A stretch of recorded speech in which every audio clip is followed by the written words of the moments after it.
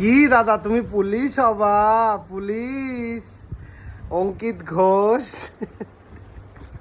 আমি তো জাস্ট অবাক হয়ে গেছি, জাস্ট অবাক।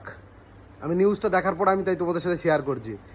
তাহলে আমি একটা কথা চিন্তা করছি যে এরকম ছবি ছাড়তে তার কি মানে সে তার ইচ্ছাটা কি ছিল?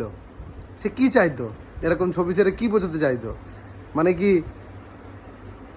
সে বুঝতে পেরেছি তার পুলিশ হওয়া খুব শখ, কিন্তু হয়তো নিশ্চয়ই কোনো খারাপ কিছু করেছে, এই কারণে পর্দাটা ফাঁস হয়েছে। হয়তো কোনো মেয়ের সাথে হয়তো জালিয়াতি করেছে।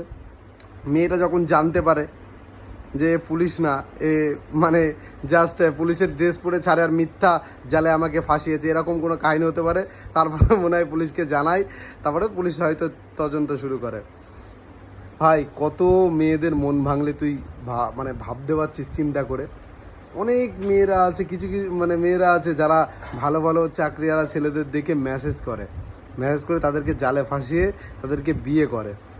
ঠিক আছে, যারা কিছু কিছু আছে না যাদের ফৌজি, আমার হাজবেন্ড ফৌজি বলে ভিডিও ছাড়ে, আজকে আমার হাজবেন্ডের এখানে ডিউটি, আমার বাবুটা আজকে খুব খুব পরিশ্রম করছে, ডিউটিতে আছে, আমার বাবু আজকে এখানে ডিউটিতে আছে, ফৌজির বউ।